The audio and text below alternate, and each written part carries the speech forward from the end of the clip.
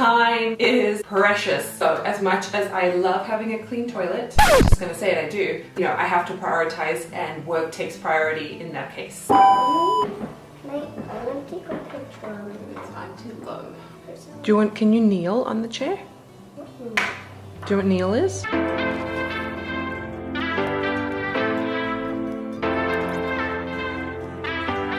Hi guys, before we jump into the video, I just wanted to come on here quickly and say that working from home is not easy with little kids.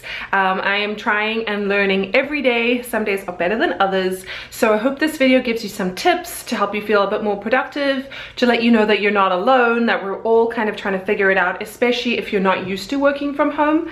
I know a lot of us probably don't have the childcare that we used to have. And so I want to send you guys love and let you know that you just need to be kinder to yourselves, because it is a tough time that we're all going through. So please watch the video. Let me know what I left out in terms of tips, or what things you use to keep you productive and working more efficiently from home with small kids. So with all of that said, let's get into the video.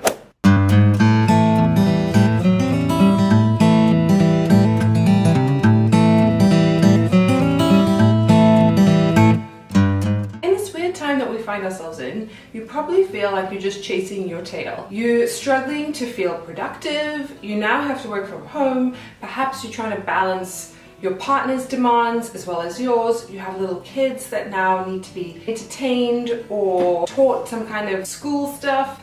It's very overwhelming. In this video, I'm going to give you some work from home tips for moms and parents to help you feel a little more in control of this new normal that we find ourselves in, so that you can feel a little more relaxed and less stressed. If you're new here, my name is Julie, and I teach moms how to schedule their time, organize their lives, and change their mindsets to focus on what matters the most for them and their family. So if you haven't already, go ahead and click that subscribe button. Make sure to tap the notification bell, give this video a thumbs up, and let's dive right in. Tip number 1, and I will probably say this until I'm blue in the face, but you need a schedule. I've done a few videos about scheduling and how this has really helped us, so I will link those up above somewhere and down below in the description box. You need a schedule because it helps everybody know where they are supposed to be, doing what at what time. Now, a schedule doesn't have to be super strict and super binding. I really like the block schedule system that Jordan Page talks about, so I will link her channel down below.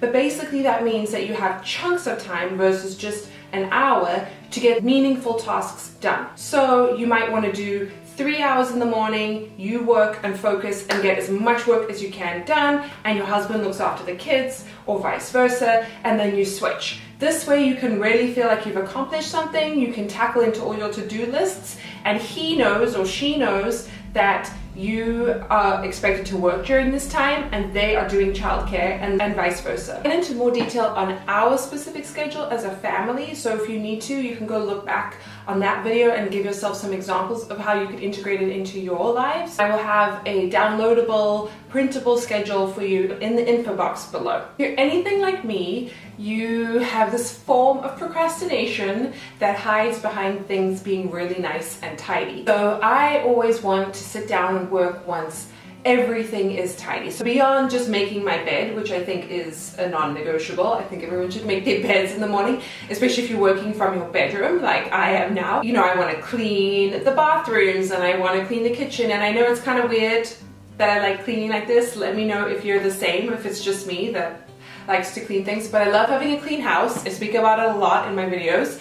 So, you know, what I found is helpful, because I'm so tempted being at home to put in another load of laundry and to sweep or whatever it is, that I set myself a timer, 5 minutes, 10 minutes, speed clean, and whatever I can get done in that time is what I do, because otherwise I would spend all day cleaning and no time actually working. And with little kids running around, there's limited pockets of time that you can work, whether they're napping, or maybe they're watching a show, or maybe they're in bed, or your husband or your partner took them somewhere. Limited opportunities now, but let's say that they're out of your apartment or you've gone somewhere.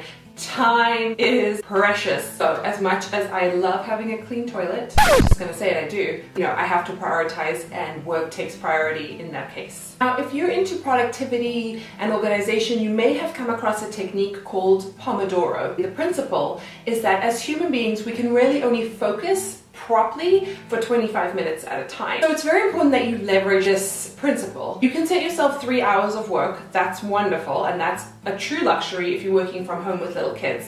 But break it up into really intense periods of about 25 minutes to half an hour.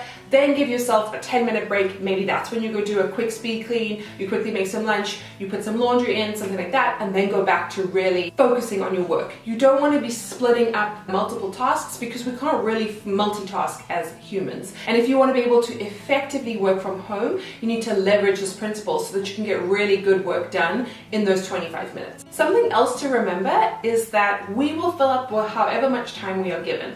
So if you have task A and you have been given or you have allocated 2 hours to complete task A, you will probably take 2 hours to complete it. But if you've been given the same task A and you've only given yourself 1 hour or 45 minutes to complete it, chances are if you really had to, you would be able to complete it during that time. So really be honest with yourself. How much time can you allocate per task? If you're really focused and concentrating, refer to the Pomodoro tip, and then really use that time to be very efficient. You'll probably find that something that would take you 5 hours in an office full of people where you're very distracted might only take you 90 minutes when you're at home and quiet and undisturbed. I know, not easy with children, trust me, I understand, but it might take you half the amount of time if you're really focused and avoid distraction. So for many of you, working from home might be a kind of a new concept. I know it was for me, and I've had to adjust to meeting my family's needs, my own needs, my work productivity needs, so that I can actually get stuff done. What I found with little kids specifically, so this is for those of you with little children, perhaps younger than 5 years old, who struggle to entertain themselves or need more guidance, I find that if I pay really quality time attention to each child, but I find that if I spend one-on-one time, quality time, it doesn't even need to be very long, 30 minutes with my child, they are going to respond so much more effectively to listening to what I need, because in a way it's like their attention bucket has been fulfilled. A lot of the time why little children behave badly, or even big children, or even adults, they don't feel like anyone is paying them any attention, and that is why they misbehave. If you can spend 30 minutes, 45 minutes, maybe you go for a little walk, if you're still allowed to, with your child, or you do some kind of workbook, or you read a story, or you play a game of their choice. Perhaps you do that at the beginning of the day, maybe in the middle of the day, and at the end of the day, you will find that your child will respond better because they feel like they have been seen and valued by you. Instead of you trying to work and parent and you kind of half paying attention to your child, I think that really helps to get them on board with the fact that now you're trying to work, and even though you're in the house or in their same space, you can't really be paying them a lot of attention in that moment. Back to scheduling, because I feel like this is the root of everything. Scheduling, planning, looking ahead, all roped into one. You can look at your day or your week, plan the more intense tasks, academic tasks, more cognitive tasks in the morning when you wake up and your brain is the freshest. Spend that 30 minutes really diving into a problem that you haven't been able to solve, or getting some work done that requires your concentration, because as the day wears on, you're going to get more and more tired and less motivated to do it, and then it just bugs you because you have to get this thing done and you haven't been able to do it. So prioritize the tasks in the morning that are really challenging for you, or more challenging than others, so that you can get those done. The same goes for kids. If you are trying to homeschool your kids, this tip is for you. Try and get them to do their more challenging problems or more challenging work or more academic work in the morning when they wake up and are freshest after they've had some breakfast or whatever, so that they can get that stuff that maybe they would be less likely to want to do in the afternoon, and then save the fun craft things or the physical activity or the musical stuff, save that for the afternoon or the early evening when everyone's a little less motivated to sit and concentrate.